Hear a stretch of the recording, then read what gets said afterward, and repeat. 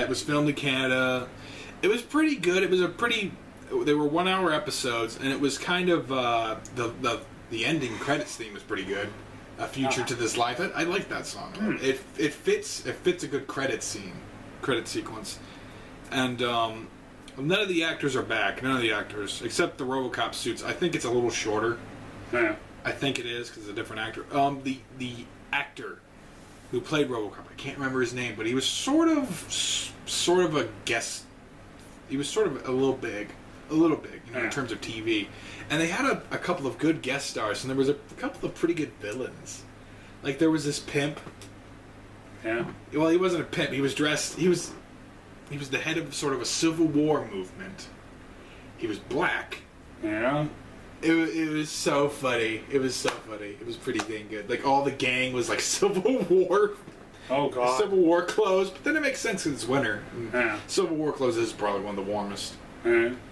And oh my God, it was pretty good. Like there was this couple, these villains were a couple. They stole They stole an organ for a guy. They stole a lung for a guy, but this lung was meant for a kid. And RoboCop. That's sort of what kind of crime would you call that? Grand theft organ or something?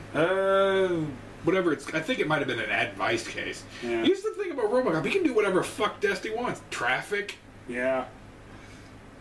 He can be in traffic. Advice. He's an all around cop. He's a jack cop. Yeah. But that TV show was kind of neat. And in the cable version of the RoboCop movie, like for the first movie that was the cable, there was a different scene where they didn't want to smash Emil. Yeah. You know, you got where the astronaut. So Boddicker swerved around him, and that guy became Pudface in the TV show, and he was sort of the running villain.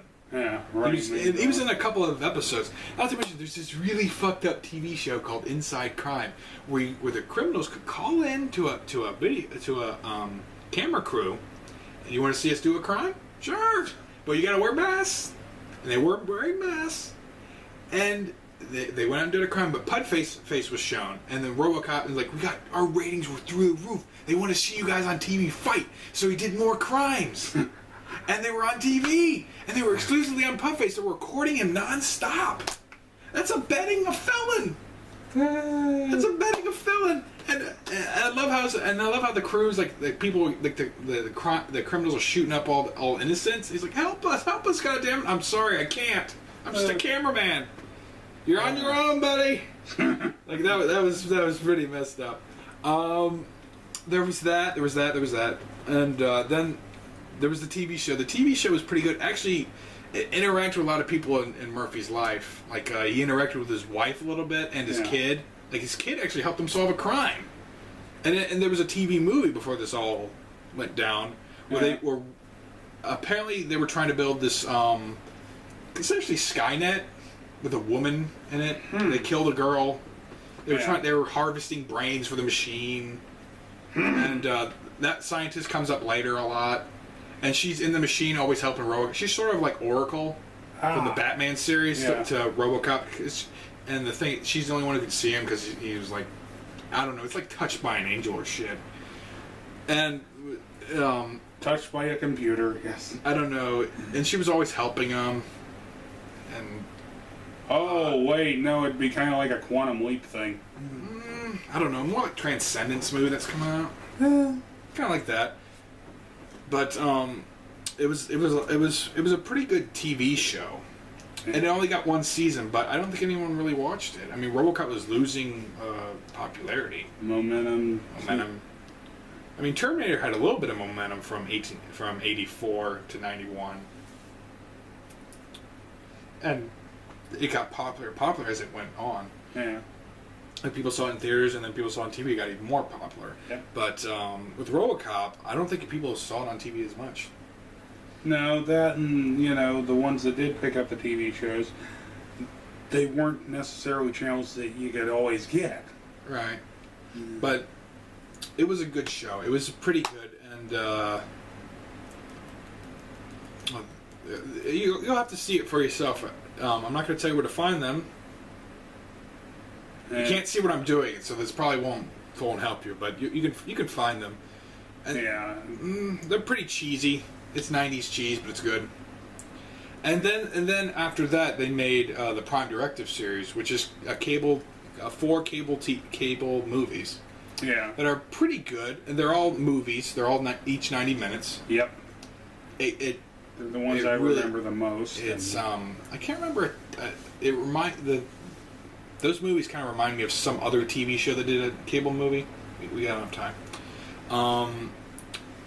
And I forget what it was, but it was 4 movies. It was Dark Justice, Resurrection, Crash and Burn, and something else. Yeah, I have one, but I think one of them may have just been called Prime Directives. No, Prime Directives was the series. It was that series. It was just called RoboCop Prime Directives, then colon whatever that movie is. Yeah. Resurrection was probably the most overused title, but it was kind of neat having RoboCop fighting another RoboCop. I'm not going to tell you about it because not a lot of people have seen this, and if you're curious, go out and look for yourself. Yeah, but it does end with them taking down OCP.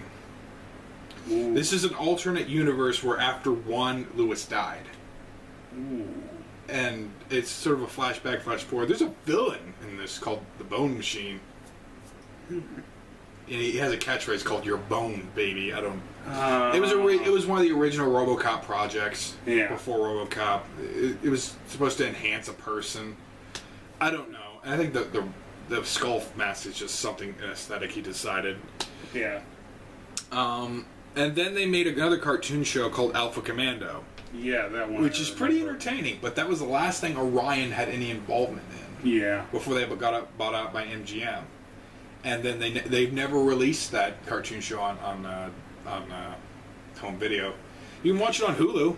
Yeah, it's pretty interesting. Yeah, for free. Yeah. It had 1 season and then a 3-episode 2 season. That's where the funding right now. Yeah, of course. But they're really, it's Inspector Gadget mixed with RoboCop. Yeah. And I'm not too sure who his partner is. She's a federal agent. She's with something called Alpha. I'm not entirely sure. But I love how there's like a sort of joke, like when they actually recruit RoboCop for the Alpha, if it's part of the Fed. His name's RoboCop, C-O-P, not RoboFed. That's kind of... And Reed's in this. Not the actor, not the voice, but it's who that guy the actual character. It's 5 years. I think it's 5 years after 2025 because it says 2030 AD in the credits. And I love the theme song, RoboCop, RoboCop. Oh yeah, it says oh yeah in there. Yeah, it's pretty good, bro. It's just it's one word. Yeah. It's like Mega Man Super Fighting Robot. Yeah. Which is one of the best themes, I think, and that's a pretty good TV show on its own.